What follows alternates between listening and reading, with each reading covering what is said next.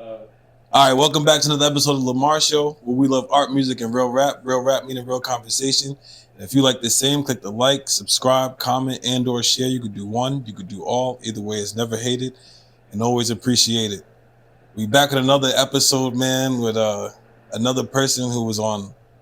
Actually, he was on 4 of. I don't even know what to call it. I don't want to call it a comeback because the person never went anywhere, but. Just not even just him. This guy just been on countless of, and I don't even want to use the term underground, but we just gonna use it just to be technical. Just going crazy. And I didn't even notice that he had his own tag until one day I had to pay attention. I'm like, oh shit, he did this beat too. He's worked with Neek Bucks, RJ Payne, Lloyd Banks, Smif-N-Wessun. Then the beats were so fire that those people got collaborations, and those collabs come with Omega, because Inspectah Deck, Method Man, Benny the Butcher, Conway. I know I'm missing people. Don't kill me. I'm freestyling right now. All right, but it's my pleasure to introduce the one and only Cartune Beatz. Appreciate you having me, bro. Appreciate you for coming through, man. How you feeling? Good, man. Just working, man. Working. Wait, question though, because I got to make sure. You really you, right? Because I know you got a twin. I don't know if y'all on some stunt double shit and all that shit, man. Yeah, my brother, 800 Hertz, shout out to him. He lives up in Syracuse, so he's far. He's a little further from me, about 6 hours away, but he's doing his thing too, for sure. Nah, for sure. And having a twin, is that like what's the perks with that? And the downfalls of it? Having a twin is cool, especially having a twin that's involved in the same industry that you're in, dealing with the same things. Mm-hmm. So it's kind of good to have somebody to kind of talk to about industry stuff that goes on, like with producers or like the ups and downs of it. Obviously, he can relate because he's doing the same thing I'm doing. You know, he works in a little bit different genres more heavily than I do, at least for right now. But yeah, it's definitely dope having a twin brother that also produces, and we tell each other like pretty much everything just in regular life. So when it comes to like music and things like that, like the records that never made it out, the almost what if records, the sneak peek snippets and stuff like that, I get like some of his and I let him know some of mine. So that's cool too. So we get to share, a lot through music. Do you guys ever get mistaken for each other? No, not really. I mean, I get asked because like a lot of people didn't like. It takes them a little bit to catch on that like I have a twin and same for him.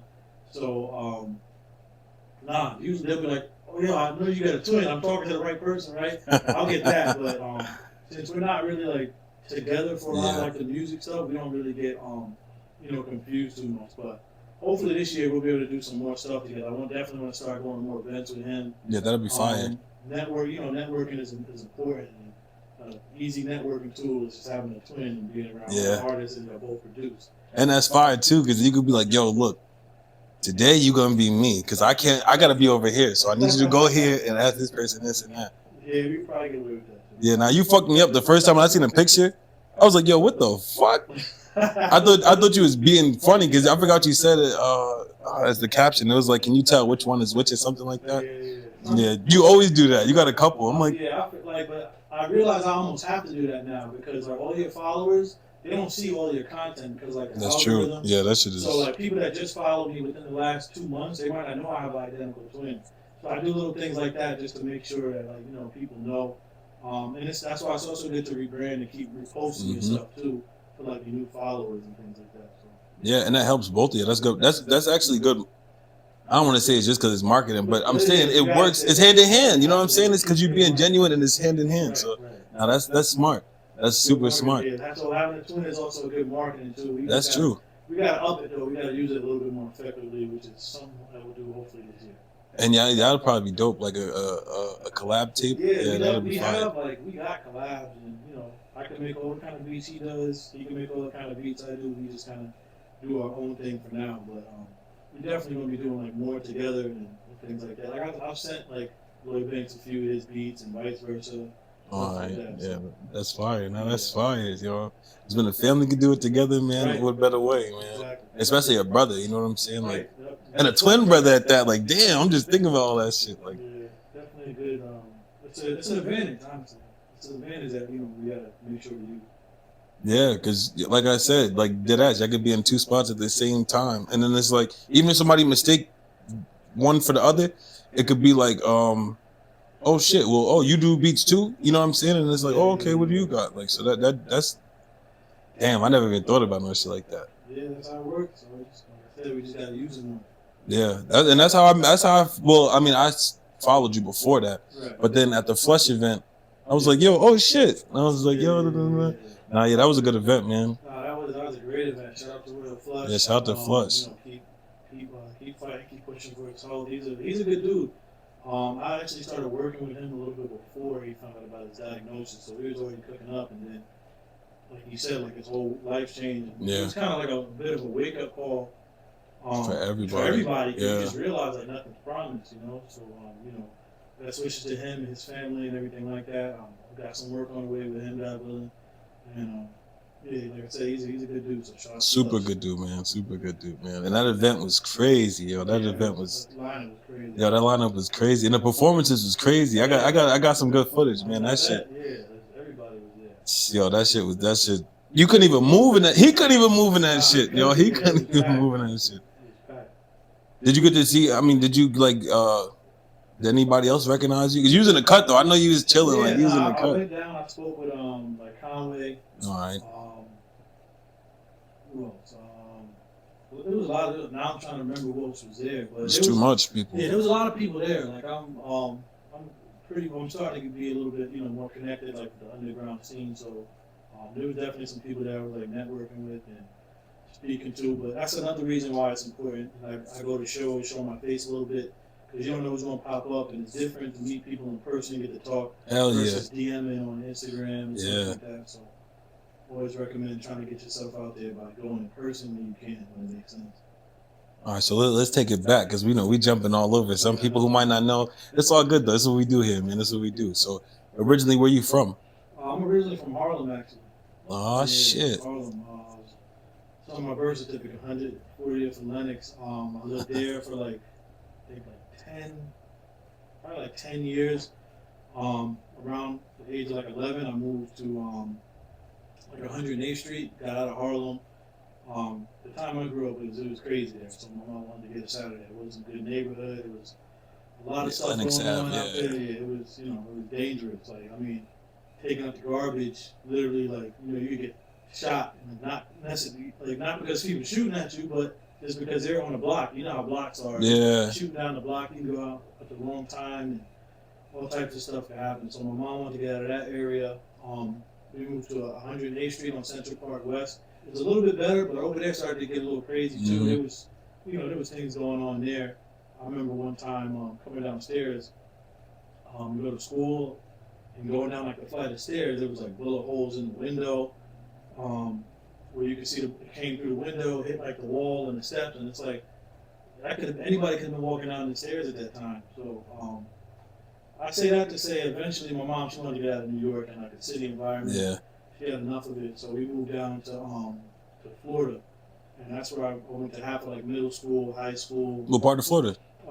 like Central Florida, so like Orlando, Kissimmee area. Okay. Yeah, my So cousin he live in St. Lucie. okay, yeah, Yeah. so that's a little further down, but yeah, I lived in Central Florida for a while. I played basketball in middle school, high school, a little bit in college. After leaving Florida, I bounced around a lot, so. I moved back to New York. I was in the Bronx for a little bit with my dad. Then I played junior college basketball in Pennsylvania for 2 years. Then transferred to Farmingdale State. I played ball like there for like a semester, or whatever. At that time, I was already starting to be heavy into music. It was a D3 school, so I wasn't on like a basketball scholarship or Yeah. anything.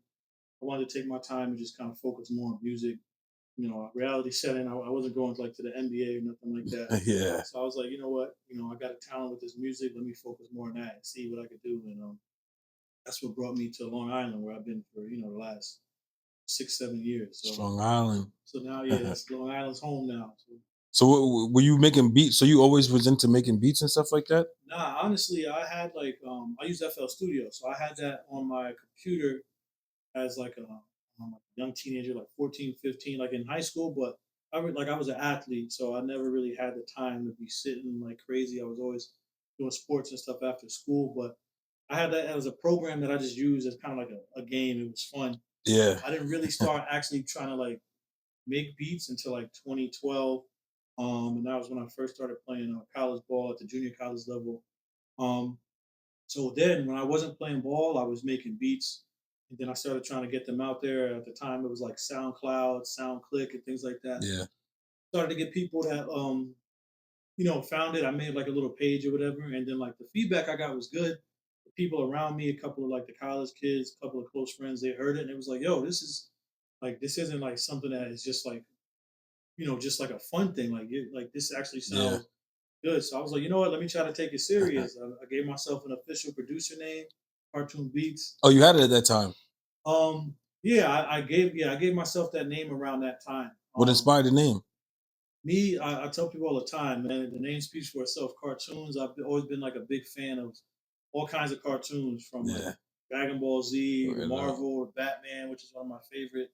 Um, so Gotham City. yep. So I wanted to, I kind of wanted to incorporate like a part of like who I am like outside of music into like music. So I was just like, I love cartoons, so let me just turn the name, to flip the name to where it's spelled with the TUNE as a tune for music. So I was thinking that. I was just like, yeah, I'm gonna go with Cartoon Beats. People liked it. It kind of stuck. Now I fuck with So it.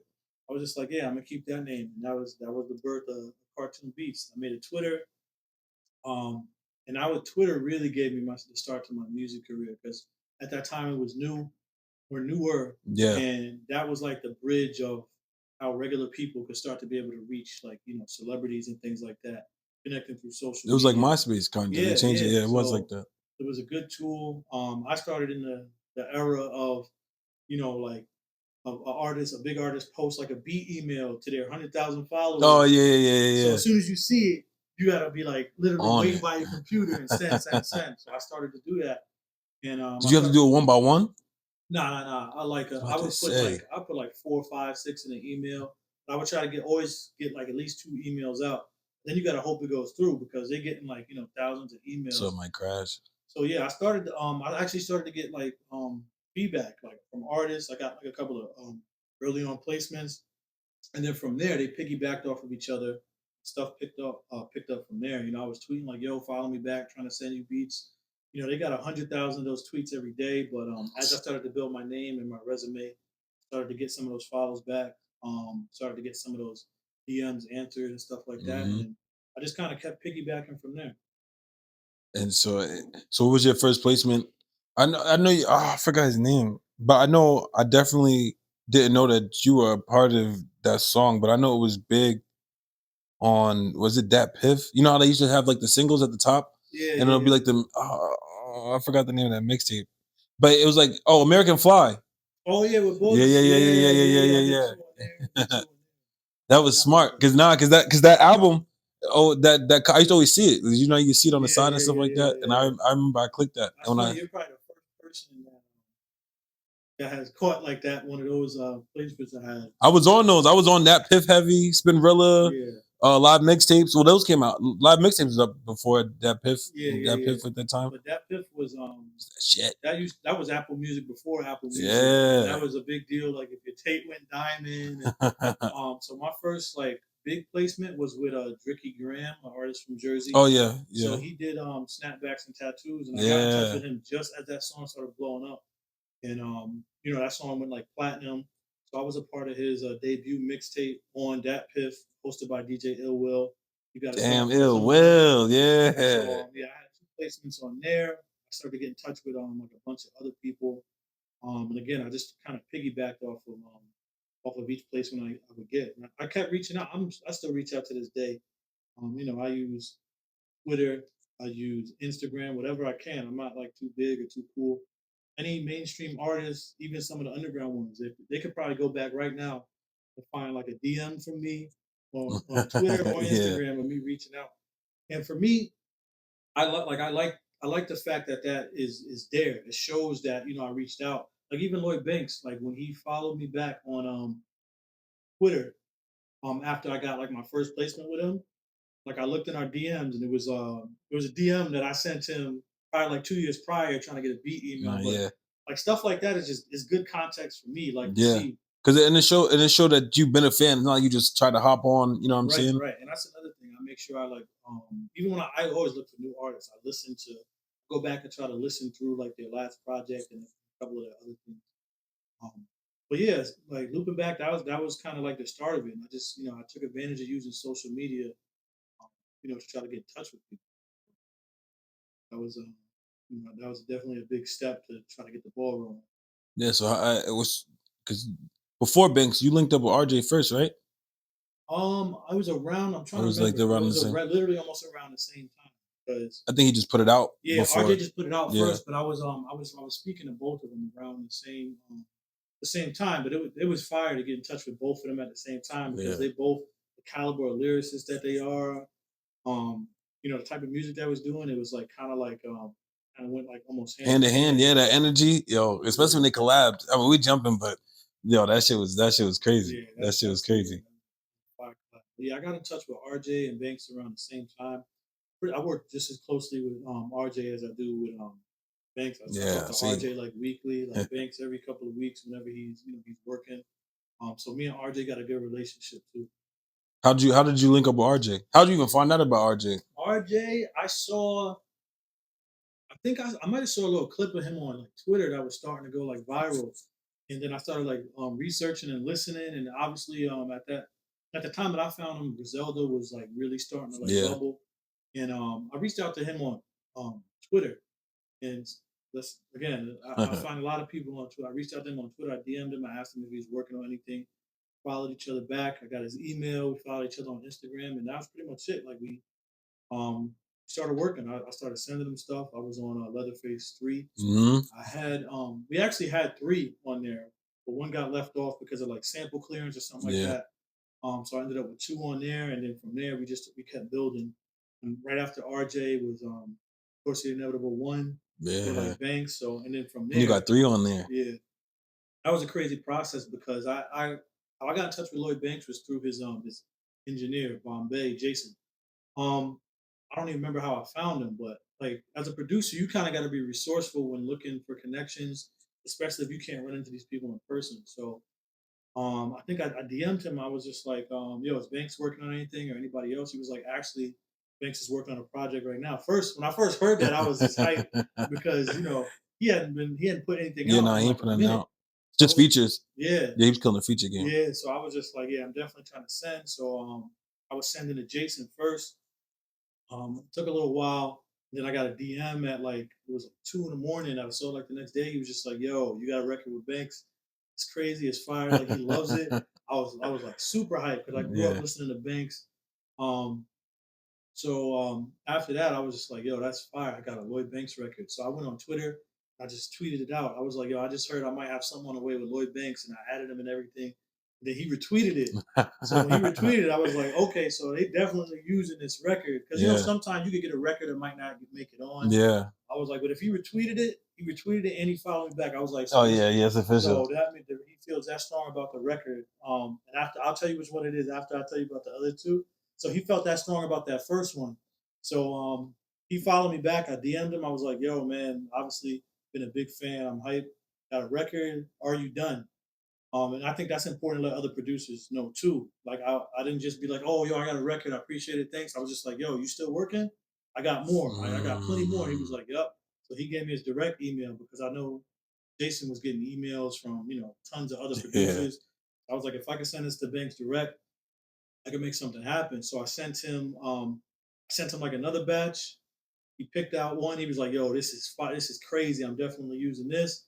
And I was like, "Yo, let's go." And at that point, I'm just like, in my mind, that's how I work. When I get one placement, I try like you got to try to run it up. I don't like to be one of those producers that just sit and be like, "All right, I got one. I'm good." Like if I could get two, three, four, five, I'm gonna try to. So I kept sending, and I ended up getting three. And the first record was actually Sidewalks. Oh And shit. at one point, he was going back and forth about making that the intro to Course of the Inevitable One. Yeah. So it was Sidewalks. After that, it was Empathy, All right. and then after that, it was Falsified. Yeah, with And Ransom.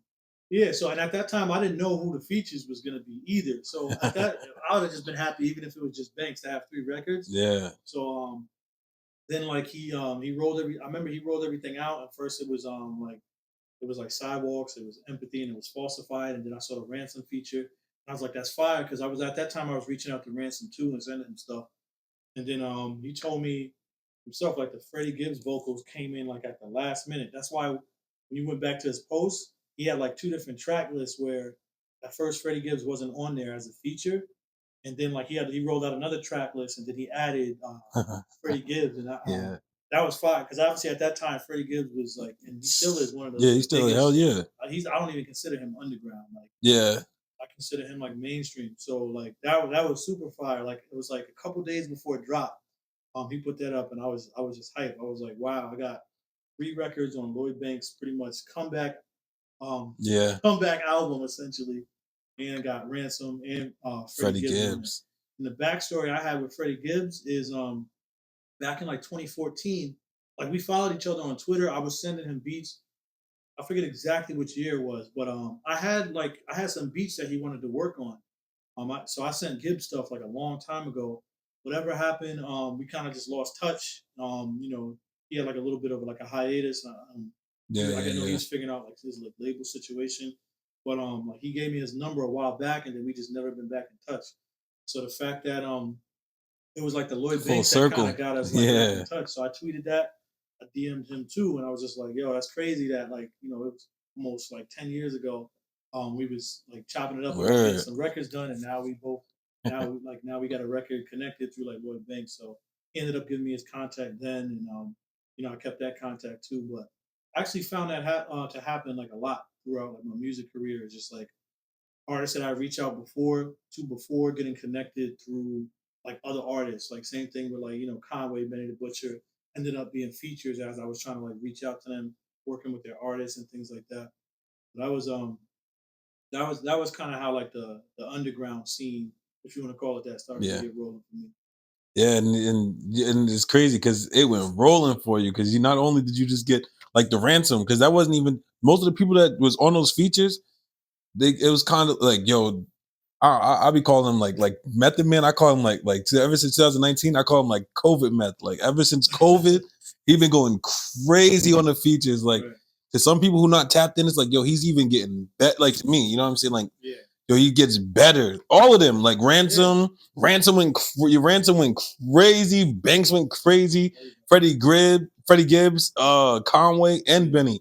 So on two, obviously he did like he was fucking with you because Yeah. two, Nah, you so went crazy. yeah. So what happened after that is I was still sending everything through like email. Then like a few months after that, he told me he was working again.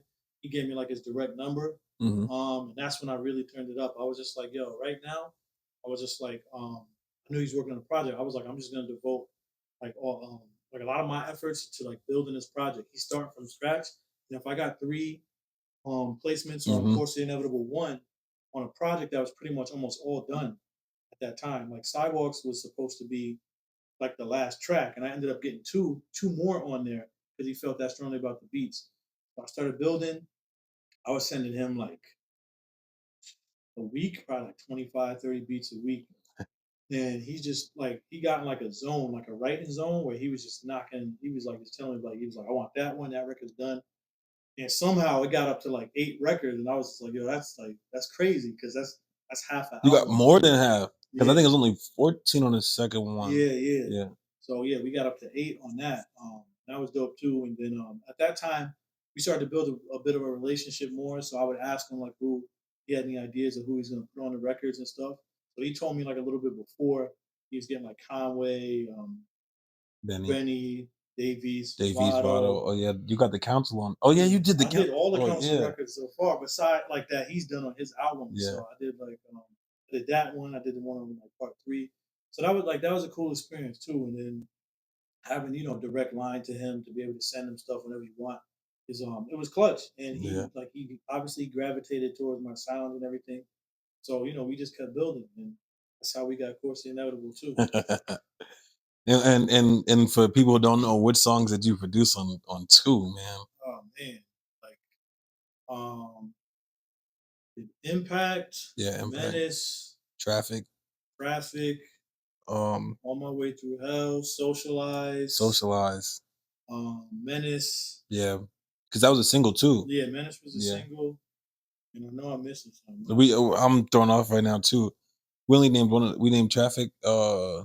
Because my mind is on 3 right now. I was gonna say Yeah, Automatic Pilots. yeah. I'm I fucked up forget right too. now. When Yeah. people like ask me, and it's crazy, that's a good thing because I did like so many. So many.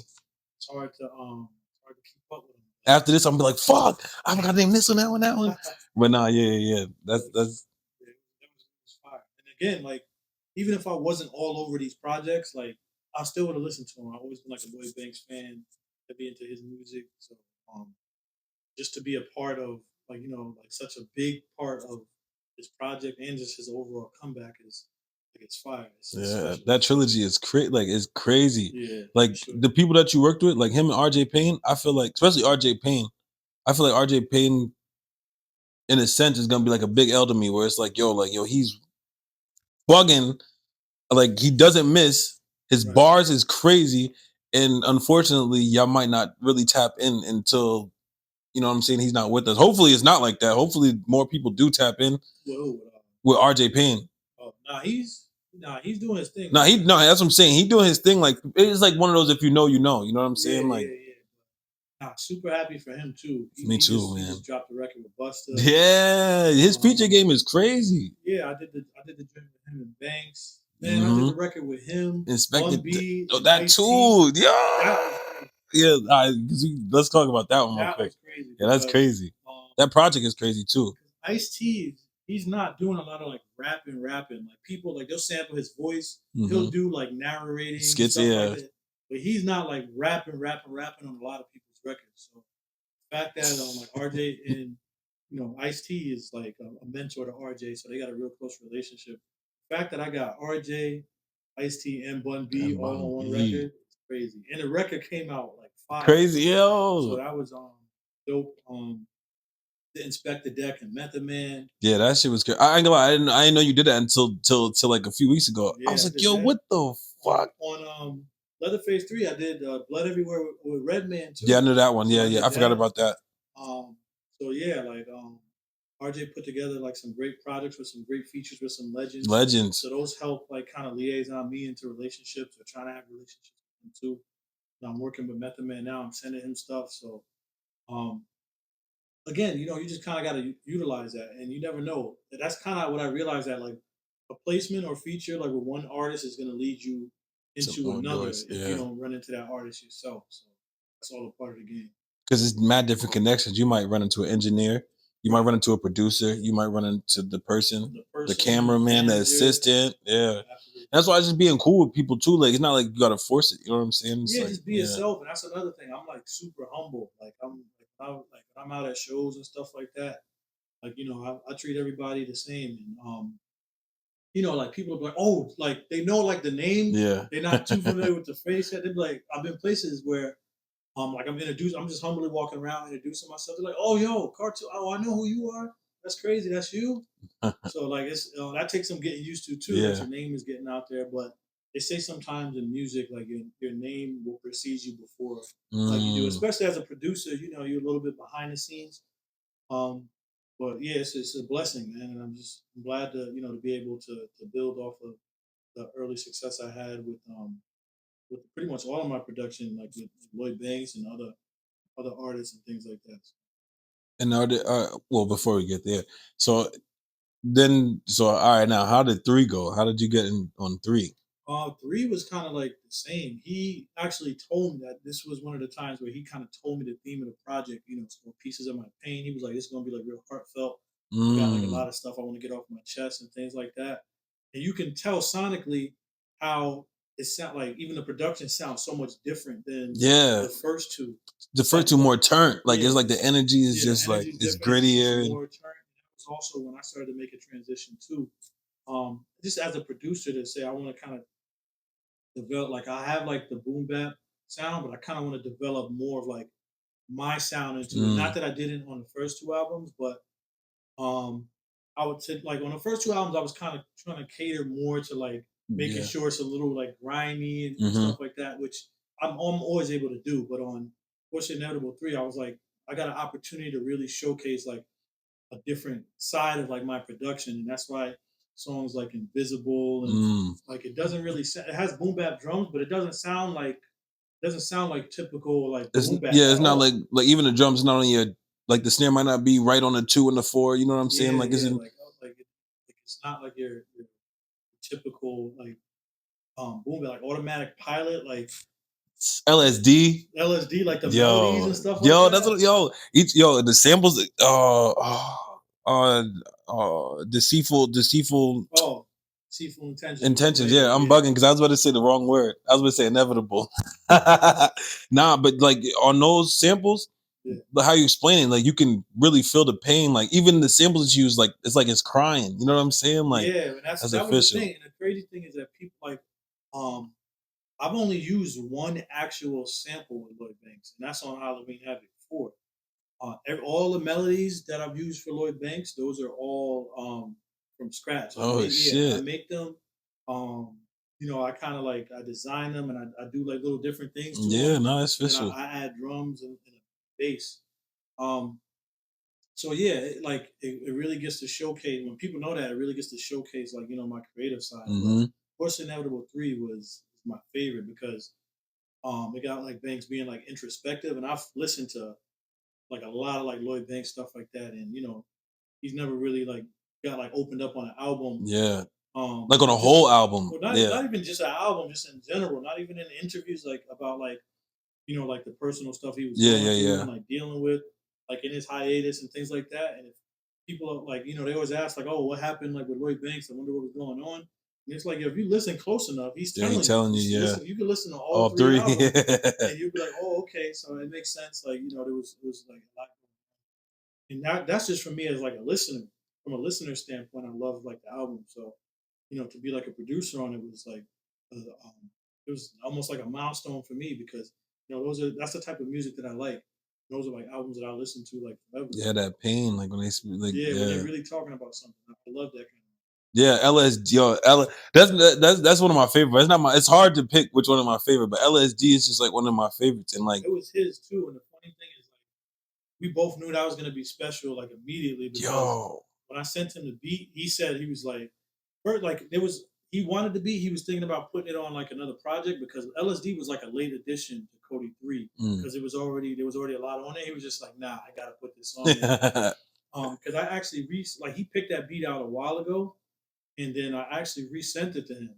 But I was just like, yo, I remember you picked this beat. I was like, bro, you have to put this on. I resent it, and literally like 30 minutes later, he was like, I just finished writing to it. He put a verse on it, and it was crazy. But yeah, that's one of my favorite. Yeah, That's one because of you my can just let favorite that songs. rock. Like even Yeah, like with no like all like the that's the beauty of it. Like those 4 projects, it's just like yo, not even just those, even the RJ Payne ones you did, yeah, Neek Bucks, yeah, like yo, you could just like really like especially LSD because when Vado come on, like yeah. he don't even rap, it's just his ad lib that like yo, Yup. as soon as that shit come on, it's like Nah, Banks. Yeah, damn. he pieced that together To like the even the track listing. yeah his album sequencing and his ideas because I don't usually have to fix like or change a lot of beats, Mm-hmm. but like I initially started like that beat with like a hook where Mm. like the everything's playing at once and then it transitions.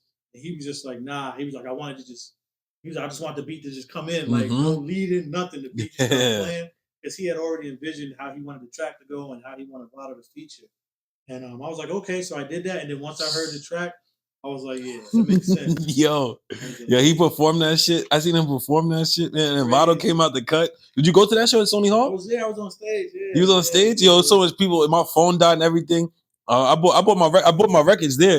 yeah. I was sick because like some girl, I don't know. She tried to be slick and sneak in like when like in a meet and greet spot, Oh, and okay. he was pissed a little like at that point. So I didn't want to like Yeah, bother him. But yeah, that show was crazy, yeah. yo. Well, That show especially was when he performed crazy. that too. Like even Vado got a crazy video up on his page too of Yeah, how it transitioned from the show into like the song. yeah, that shit fire. I know what you're Yeah, I talking about. Yeah, saw that that. shit fire. Yeah, it's crazy how like it's a new song, but like the energy that it gave off, like it was crazy because like normally when artists perform like a classic, like the crowd really gets Yeah, involved because they know the words and stuff. yeah. Like you can tell with that song, like they didn't really know like everything, but like the energy just from the song being what it was, was so high that like they treated it like it was like a classic. Nah, some people knew the words though. Yo, some people's going crazy. Yo, that just dropped. He had just dropped it. Yo, they went crazy. I'm like, yo, I was tight as a Banks fan. I'm like, damn, man, they know more than me. I'm like, yo, what the fuck?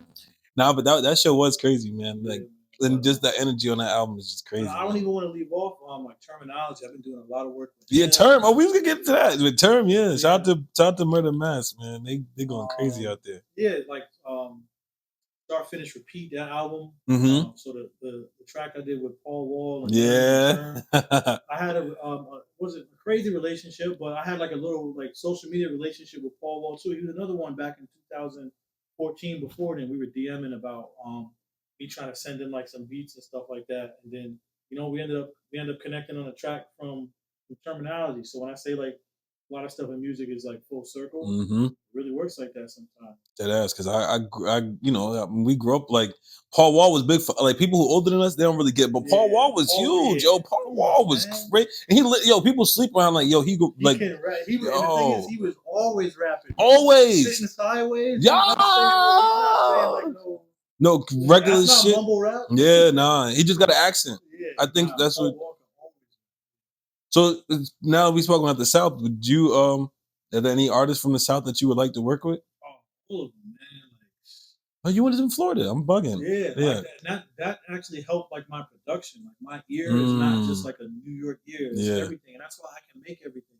People are more familiar with my boom bap now because that's like what they've seen the most prominently, and then with people like Lloyd Banks. But I got just as much like trap beats. I'm working with a lot of people that have like different sounds and things like that. But down south artists like Lil Babies, Money Man, all of them, like those are all people that like I want to work with.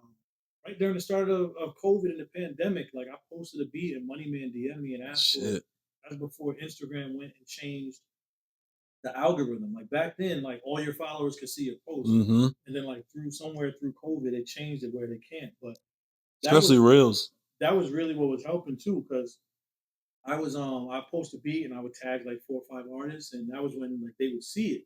Like even somebody like Corday, I tagged him in a beat one time. He asked me for it. I sent it to him. Then once the algorithm changed, it got like a lot harder.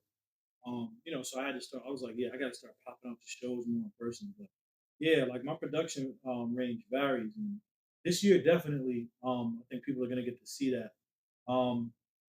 Even last year, like under the radar, it went like I had like a dope R&B placement with an artist Mars from Louisville, Kentucky. Oh no, she's a singer. She's with like RCA, and she's like super fire. She's co-signed from like everybody. SZA, Money Long. She can sing, and I found her on Twitter. I got in touch because I think I heard something pop up on like the radio or like some website I was listening to. Got in touch with her, started sending her stuff, and I ended up getting a placement on her deluxe album.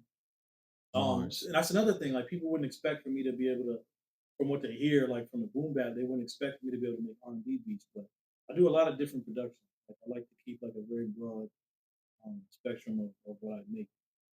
So, yeah, because R&B that would be, and plus R&B really well. I wouldn't say boom bap, but like hip hop. Like once the late '90s, 2000s came, it was more hip hopish. You know what I mean? Like the R&B. So I mean, it's still like that now. It's like the trap. They mix it with trap. They're mixing it. For sure. So that would be. I would like that would be fire, man. Yeah, all that stuff is on the way. It's not. I'm reaching out to like a lot of people. I have like a lot of emails, a lot of contacts. So I got a lot of stuff on the way.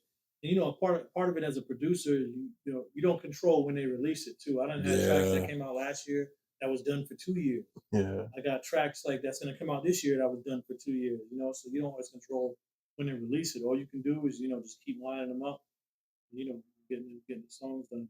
Do you ever forget when something like that happened? Like not forget it, but like you hear it and at first you might not think it's yours. You're like, wait, that's my shit.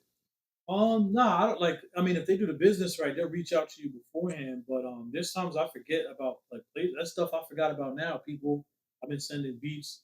They might hit me like, oh yeah, like so I'm finally about to drop this project. This is gonna go on there. It's like, oh okay, like that's from 2 years ago. Like that's crazy. But that's why even when I work with artists, they probably don't realize why I'm kind of like consistent with them. Like, yo, if you're using this, let me know for sure so I can set it aside. Like I'm not trying to like be like double sell a pushy. beat too. Yeah, and Yeah, that's why, because I'm working every single, like there's not a week that goes by where I'm not sending out different people, both major, underground, and things like that. And I don't like when I don't want things to get crossed. Like if somebody picks out a beat and they really want to use it for a project, but they kind of been waiting, then another artist get it, and then it like it yeah, create like a like a conflict. and it'll make it look like you trying to be slick. Yeah, I Yeah, mean, but at the end of the day, it's just about communication. So as long as that person's communicating, then we're good. But I always follow up because I get like reference tracks sometimes from like the artist, and I'll just follow up, even if it's like a month. Like, yo, I just wanted to check in. Like, you still like vibing with that song? Does it still fit? If you're gonna use it, cool. I'll make sure I keep it to the side. If yeah, not, I'll start sending it out again. At the end of the day, business is business, and you gotta do what you gotta do to keep it, you know, keep the flow of work going. yeah. No, that's real, man. That's real. And then let's talk about 50-50 with Smif-N-Wessun.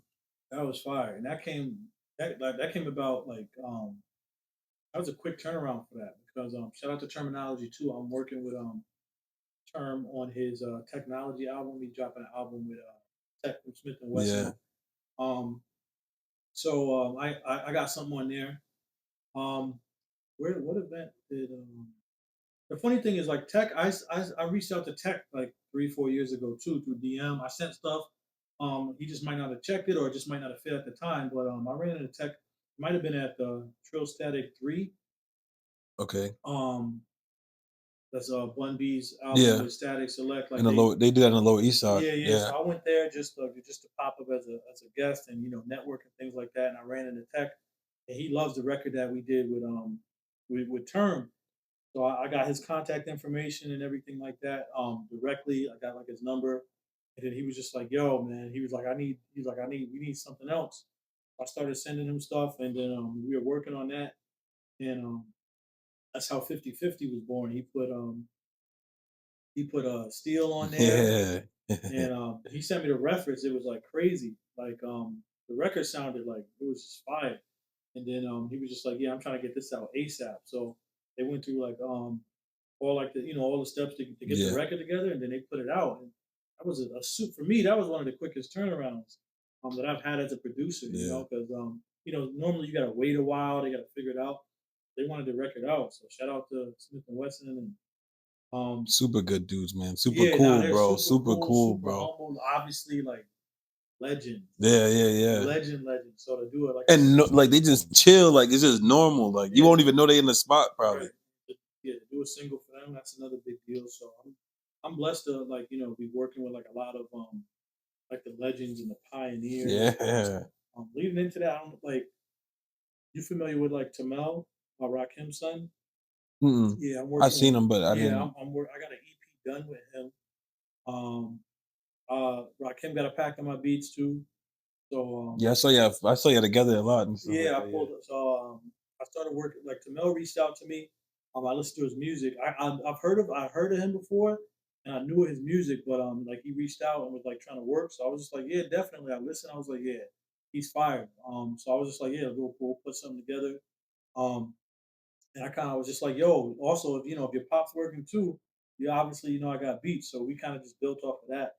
And I sent like I reached out to Rakim's manager and stuff like that. Yeah. Reached out to Tamel and we got everything going as far as our project. And Tamel, he was just with his dad not long ago. He dropped off like a folder of like beats, probably like 6, 7, 8 of them, and like, he was just like, "Yo, my dad said, yo, these is fire. Definitely, we definitely feeling these, so we gonna set these to the side." So that's another thing, man. You get a Rakim placement, that's crazy. Yeah. So hopefully that materializes. But even if it It. doesn't, Yeah. just the opportunity to to work with The fact that he said that your beats is fire is yeah good enough. Yeah. that's like that's enough right there. And me and Tamel, we're gonna drop soon. We still trying to figure out like the date, but we got like a nice 3 to 4 song EP, Okay. fire, super fire. And this is the second person you worked with a whole EP, right? Like when you did the whole, Yeah, because actually, RJ Payne, you did the whole RJ, EP, yeah, right? All RJ right. was my first EP. So Tamel, yeah, he's actually gonna be the second person I've done the whole EP with. Um, So that'll be fire. But yeah, even like jumping back, like Jigsaw is still crazy. I think we got it together and put it out, put the EP out so quick. I almost didn't even realize like how fire that was. But even like when you go 'Cause he back was and you flooding. play it like all the way That's through, what like I'm you literally saying. can't skip anything. He got movies. He made like it's crazy, yo. He literally turned movies Yeah, into like mute project. y'all into projects. It's not even just like a so he like into projects. Like his that's what I'm saying. He's so underrated, Right, man. right. Like people know he up there, but he Yeah, still like is yeah. No, underrated. no, yeah. Yeah, yeah, Underground. yeah. I'm trying to think, man. I got so much stuff. You I've been yeah. sending like Red Cafe. We got a few songs done. I'm hoping this. We've been working for a minute though. Hoping we'll drop this year. I've been sending like Jada Kiss. Yeah. I finally got his contact. I've been sending him stuff. Conway stuff. Still sending Freddie Styles. Gibbs. You don't Styles. yeah, you don't got nothing with Vado or East Dolo, right? No, no, That'll no. be fire. Yeah, I got I got to resend Votto some more stuff.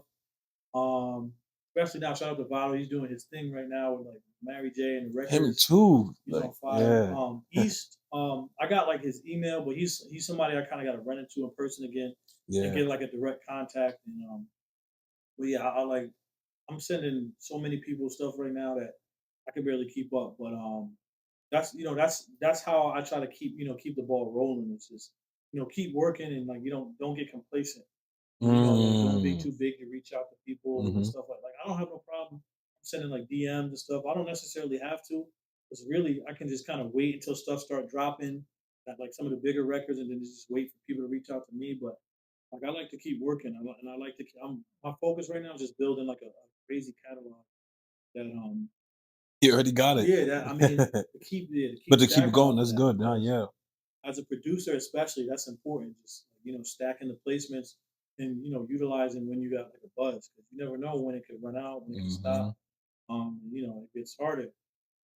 Music is not it's not guaranteed and it's not easy right now so once you got like a little bit of light you gotta take advantage of that. So that's pretty Yeah. much what I've been doing.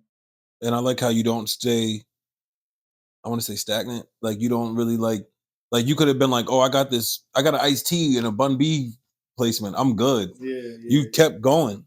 Yeah, you kind of you have to because I mean if you really want to if you really want to progress in what you're doing like you kind of have to. If you want to just be able to say like, "Oh, I produced for Lloyd Banks, Ice T, these people," and then you want to just call it quits after that, then that's different. But that's not what I'm looking to do. I'm looking to go from, like honestly, I'm trying to go down like the timeline as Mm. of hip hop, which is like something that I've kind of been speaking more about now. That's why I reached out to like some of like the older legacy artists and stuff, and wanted to get records with them and instead of like just making like 100 trap beats and reaching out to just them, Yeah. I was like, there's not really any producer that I know of that is going pretty much like from backwards, like from Yeah. like to go up like from like the people like Rakim and the Smif-N-Wessuns to get up to like the more modern, the J. Cole's, Hmm. the Little Babies. I want to be able to say that like I produce for like all of them, just for me. So it's not always about like I want like the most relevant person right now. Exactly. Sometimes it's just about like just being able to work with. Hmm. That's something that like I pride myself on, and I'm gonna keep trying. And you bridging generations because it's Right, like you got each all your features mostly a lot of them is like older artists with newer artists right, but the older ones sound newer, the newer ones sound older, and it sounds fresh and like right. nostalgic at the same time. Exactly. So that's big, man. That's big. Another thing I do too is when I'm working with artists, if I can, I try to link them. I know there's a Mm. lot of like politics and ego in the business. Sometimes two artists could be fans of each other, but nobody reached out to work. Yeah. I'm like the median. Like if I'm working with RJ and Banks, I'm like, yo, y'all are both great. Like, why don't y'all do a record? And then, I'll like reach out to one, and then I'm like, yeah, just hit them up, or I'll reach out. Like, I try to do that with as many people as I can. Um, You got any just stories where that happened? RJ, I don't. I think Banks like he tweeted like who they wanted to like see him collab with, and RJ came up.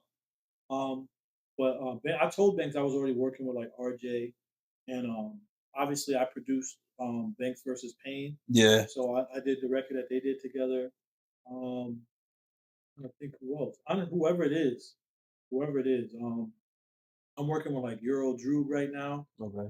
He got a project coming out. I like he probably could like some of these artists they can get in touch with some of these artists, but you know what I'm saying? Like it depends on like who they go through. So I tried to link him to like Method Man's people after I started working with Meth, Mhm. sending him beats. So they got some stuff on the way. But honestly, it's whoever I can because I honestly the person I get asked about the most obviously is Lloyd Banks.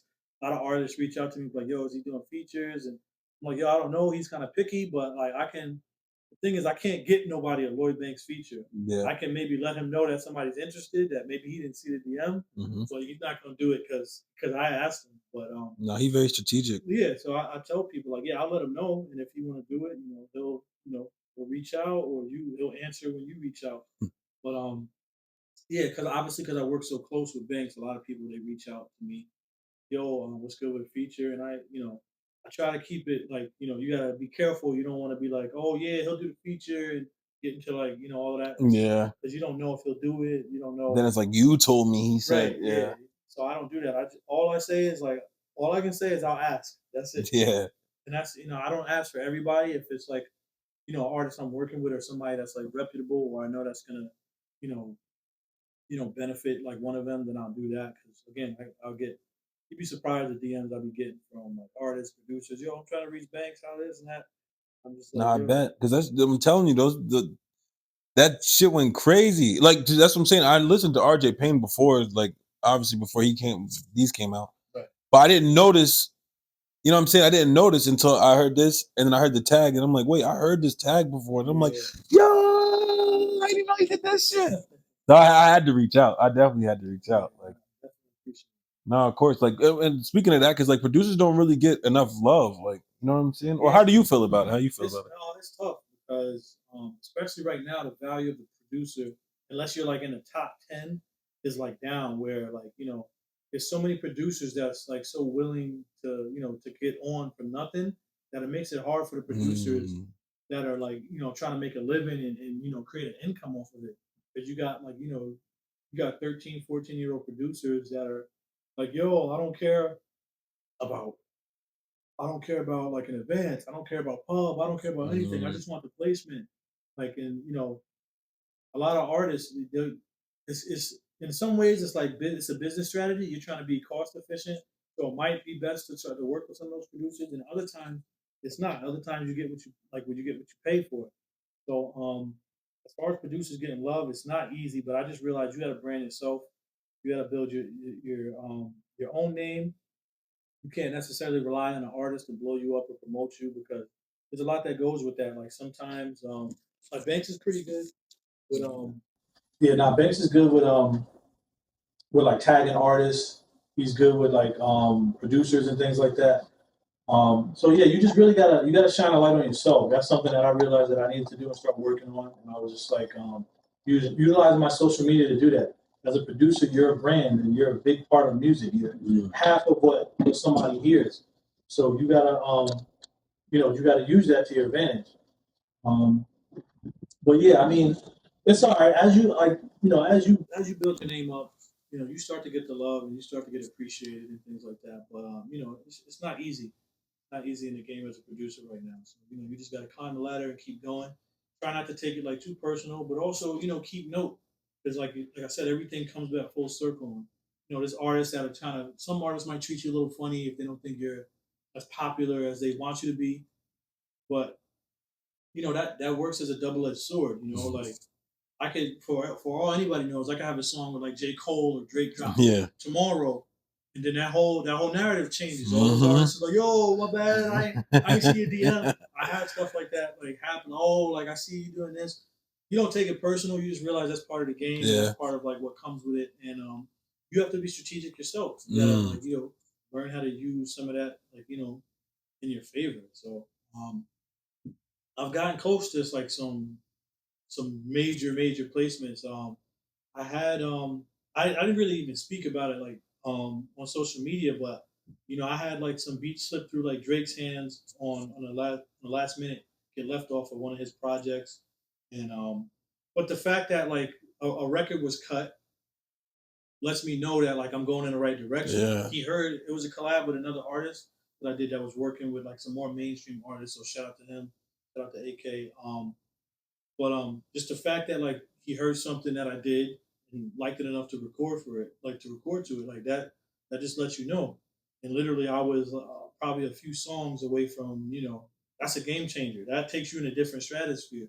So like little things like that, and it happens all the time. And I'm sure there's plenty of producers out there that got those, those what if placements and Yeah. stuff that gets left off. So, you know, it sucks, but at the same time, it lets you know you're going in the right direction. So, I don't worry too much about the love as a producer. I just worry about relationships with the artist. Like that's the most important.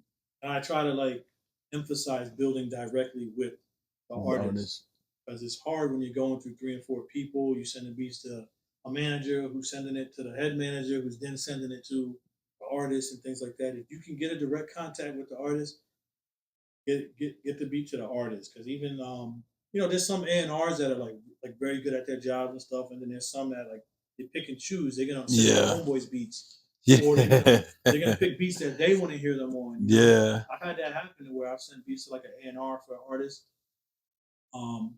that the A&R probably didn't even send, and I got in touch directly with the artist and sent that beat directly to the artist, and they picked it and used it. So like sometimes like the less in between the better as a producer. But it takes work to be able to get those direct relationships too. Yeah, definitely, man. Definitely. And so what advice would you give a producer who just starting out today and it's like, yo, I got, I just want to make music. How do I go about this? First thing, honestly, is learn how it works first. Learn like the business. Learn how you're supposed to get paid off of it. Learn how the agreements are supposed to go. A lot of artists and producers, they learn their first part of the business by a bad experience. It doesn't always have to be like that. And at some point, realistically, if you're in music, you're going to have a bad experience with business with music. It's unavoidable. It's inevitable. No pun intended. Like it's gonna happen. So the best thing is to prepare yourself and educate yourself as much as you can. Like information is free. You can find all this stuff on YouTube. You can look up like how a placement works, publishing, how to collect and all of that stuff. After that, honestly, just you gotta work. There's somebody every day that wakes up and says they want to do this and they get online, they make beats, they put them out there, they DMing the same artist you're DMing. So like you really just gotta put the work in. You a no can't like affect you. Like being like having doors closed on you. If you can't deal with that, then don't even start because you're always gonna have more doors closed than doors open. Yeah. But you gotta realize it only takes a couple of doors to open. It only takes like a couple of yeses to get you started. So that's my best advice. Just learn the music biz, um, work hard, and learn as much as you can yourself. Learn it. That's what I learned a lot of stuff myself. Do a lot myself. It's not easy. I run everything myself from like I don't even have a manager right now. I just have a lawyer. Until it gets to a point to where I feel like I really need a manager. Mm-hmm. Like, I'm not gonna get one because I'm gonna focus on like just building that myself. So yeah, I mean that's my advice. I think just work hard and try to build what you can while you can, and don't take the no too personal. And would you work with an artist like directly with them, like on a project? Because obviously those other guys trusted you enough, and that speaks a lot about it. Like if they can trust you enough to where it's like, oh, just send me this, I want this and that, and it comes out perfect without you being in the same. Because I always thought y'all was all in the same room. Everybody says that. Like, how do you have all those songs? But like, that's one of the questions I get asked. Like, what's it like working in the studio with Lloyd Banks? And it's like, we haven't even been in the studio yet, and we like over 20 songs in the last 3 years, and never been in the studio. But that's how he works, and he writes like consistently. If there's nothing else that needs to be like switched around or added, it's like that. I mean, I'd like to get in the studio with him to see what we can do. If we've been able to do what we have without that, I'd like to see what we can do. But at the same time, if that's not like super necessary, if it ain't broke, don't fix it. Yeah, because we've already might throw it off. Yeah, we've already done like a great job, with me just sending stuff and cooking up specifically for him. So yeah, but I definitely want to start working more directly with artists in person. That's another thing I'm gonna start doing this year too, 2020. Are there any artists on your radar specifically, or you just, you know? Everybody, to be honest, man. I'm reaching out to everybody. I'm working with another dope young artist, Ray Emanuel. He's from North Carolina. We had a song go viral. What's the name of the song? Called F Rappers. It went viral on like TikTok. Then it went viral on Instagram. It's out now. We got some. We still cooking up, but he's only. I think he's like 19. He's young, but man, he's just like a combination of like I don't know, J Cole, Joey Badass, like but he's like super lyrical and he raps like he's not like that young. Like he's like seasoned. He's like super talented. But yeah, he's somebody I'm working with. I'm working with a lot of people. I would have to literally bring like a list because as a producer, that's another thing. It's also your job try to find new talent. And sometimes you got to catch like these people before they get so big that you can't reach them. So you got to do some research.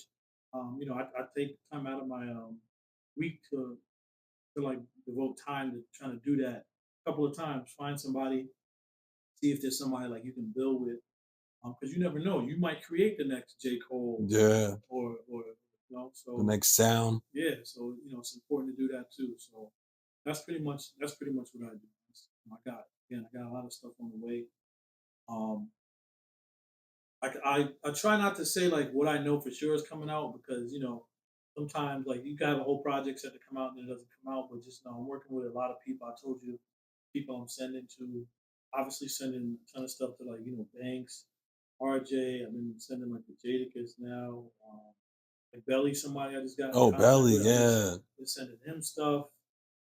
And that's a different market, man. That's Canada. Yeah. Method Man. Yeah. I said I'd have to just look at my phone and see because I keep beats on my phone. That's another thing. I keep like over 1,000 beats on my phone, so at the touch of a button, you can send stuff. It makes it easier. You're trying to send, or you see somebody tweet or post any beats. Swoop. Yep. Yeah. No, that's fine, man. That's smart. Yeah. And also, what about sound selection? What, like my sound selection? Or? Yours, and advice that you would give to young and up and coming artists. It's tough because as a producer, what happens is a lot of artists they want to be like relative, so they start to kind of sounds trend. They're going to sound like right now. I know the Detroit, Michigan. Oh yeah. Sound like that. That trend is kind of going crazy, and I make those too. I'm capable of making those. You want to be able to do those, but you want to be able to incorporate your own sound into it. Like everything that I can make that's like relevant to like trap, Detroit boom bap. I find ways to tie it into like my own sound. So I might keep like certain structure and elements of like what's relative, but I tie in my own sound because you don't want to make everything that sounds just like everything that's out there because then nothing is going to set you apart as you start to grow. But you got to toe the line because artists they'll tell you, "Oh, I'm looking for this specific sounds." I've seen like a lot of social media people complain like, "Why these producers?" I was going to ask, do you get offended by that? No, I mean like there's people that complain like, "Oh, but why producers keep making like these kind of beats?" Or why does like as a producer, I make beats for the artist, and I let the artist make music for the fans. And I want people to understand that. Like people are like, "Oh, I get DMs like, yo, give Lloyd Banks trap, give him this, give him that." And the thing is, I've sent him that stuff. Every now and then I send him that stuff. But if I listened to them, they would never even know who I am because I wouldn't have had 8 on this album. I'd have been too busy sending them everything they tell me to send them. Yeah. And I wouldn't even they wouldn't even know who I am. Yeah. So listen to the artists. Listen to the artists. You send like the artists if they have a particular sound that they're looking for, send that to them. Now, if they say send me something different, innovative, get creative, that's when you want to experiment and then or after you build a relationship. But to get the relationship, you got to send them what they're looking for. And I don't get offended. I don't need the fans to understand that because again, if I answer all those DMs and those requests, put this on top of this and slow this down and send it to that. I want to hear them on that. Again, they wouldn't know who I am because I wouldn't end up getting any placement. So I have to use what I know works and then go from there. So that can also get like tricky as a producer too. Yeah, that balance. People complain about the production on this and that stuff like that, but at the end of the day, if you're working with a particular artist, you're giving them the canvas. to paint a picture. If they want an all white canvas and you're trying to give them purple, they're not gonna use yours. Yeah, yeah. And it's gonna be that simple. So that's another thing. No, man, that's smart. So it's a lot of lessons in here today, man. I learned don't give up, uh, be patient, Definitely. relationships, Most important. putting yourself in certain rooms, Ab- selling yourself. Absolutely. One more question about selling yourself. Were you? I mean, because you just seem like a chill type of dude. Like, did you have to work on like, nah, like, I gotta walk up to this person. I Yeah, gotta. that's like I'm super like laid back. So even when I first started going like shows, I was like, man, I gotta really be like walking up to these artists, introducing myself, and that's the thing. Like when an artist goes to any show, they literally got 100 people that walked up to them. Yeah, So it's hard that you gotta find ways to set yourself apart. You gotta find timing. You gotta do it when they're not already annoyed. You might be the 100th 100 person. person, Yeah, people so don't they get might be that. like, "Oh, cool," they might not be in the mood. So it's tough, but Michael Jordan. What did Michael Jordan say? You always miss 100% of the shots you You don't don't take. take. Yeah. So I kind of got over it. I mean, and like most of my situations, like it's been positive, and that's also because I built my name up. And I said like, oh yeah, I'm Cartoon Beatz. I don't know if you heard like any of like Lloyd Banks' last project or this. You're like, oh yeah, I'm like yeah, I did most of that. They're like, oh, that was you. And so you got to be able to like You got to find ways to segue. It's tough because you can't just roll up to like like these major artists like yo, I just want Yeah. to send you beats. Like you gotta be chill. And you gotta be humble, but you also gotta value yourself. And you gotta come up to them like I am somebody, but I'm also humble enough to approach you because I want to work. So it's difficult because the situation, the atmosphere is different um, at every like location or show or anything like that. Wherever you do it, it's different everywhere. So Yeah. that's something I'm still working on. I don't think you ever stop working on that until you get to the point where you're the most recognizable person in the room. You don't have to go up to anybody. Till then, you gotta work on putting yourself out there as a producer. These days, it's hard um, to go forward without putting yourself on some kind of platform because the artists aren't always doing that for you. So you got to do it. You got to do it for yourself. You got to shout yourself out, celebrate your wins. You get an iTunes plaque. Doesn't matter for what it is. Get it, post it, let people see it. Mhm. Billboard, no matter where it hits, order that. You earned it. You know what I'm saying? You might not get another one. I Mhm. always like celebrate your wins. You get a major placement on an album, post it, keep posting it. I think a lot of people and producers get caught up in like, oh, I don't want to look like I'm being too extra or Yeah. corny. Like your social media now these days reads as your resume. So you Mm. need to like you got to keep posting, and then you don't know who else is again if I just got 100 followers in the last week, they might not have seen my post from 3 months ago. So you got to repost stuff, you got to Mm. refresh. You can't be scared to keep putting yourself up. No, that's real, man. Because look, the course and the inevitable, man. Yep. That's crazy. It really went hand in hand, like that you on that project, and that really explains like your life and like your Yeah, journey so far. it's inevitable. Yeah, man. Also, congratulations too on being a father now and all that stuff, man. How's that? Being a dad is cool, man. It's like it's a lot. It's a lot to balance and stuff like that. But my daughter, she's 3, and I would trade her for the world. So it's a dope feeling to be a dad and be responsible for a life and help shape Hmm. and mold who she become. You get to see some of your personality in them. You get to Yeah. see their own, so that's cool too. So um, I think that's a dope part of it, and that's another thing that I was, made I was, you know, that's where I was going. That's where I was that's going. another thing that made Course Inevitable 3 It was on extra 3. special. That Yeah, was on 3. yeah, That's right. definitely. That's like 16. That was like the song Yeah, before the. Yeah, yeah, all right. yeah.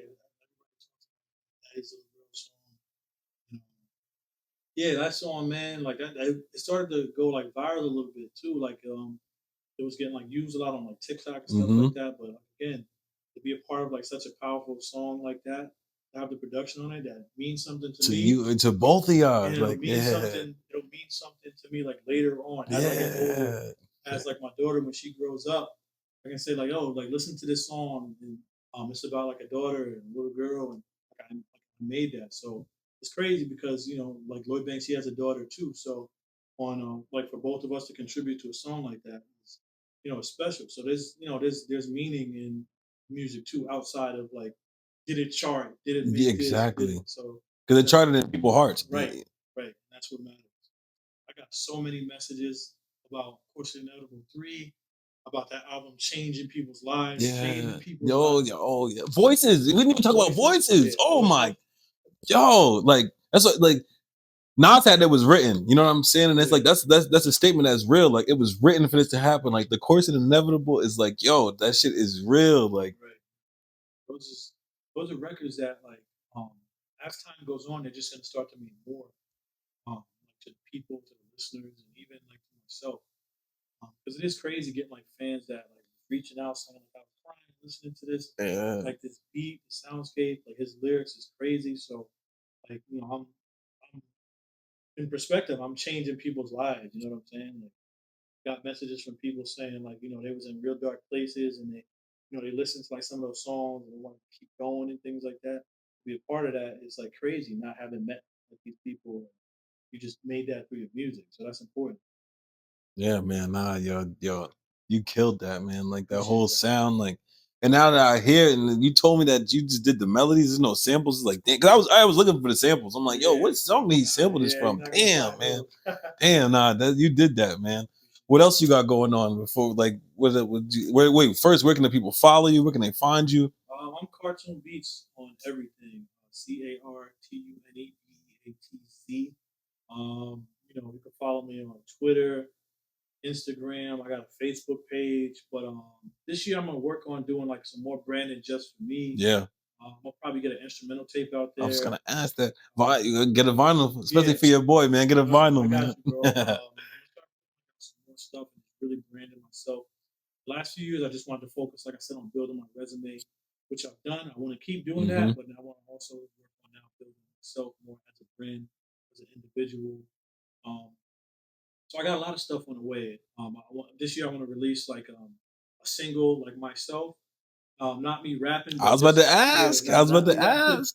but just like putting like a Cartoon Beats featuring like hmm RJ Payne, and it's True. just me Yeah. putting out my own song, my own project. So that's things that I want to do this year to be on brand, but just for myself and to keep building. So those are some of the things to look out.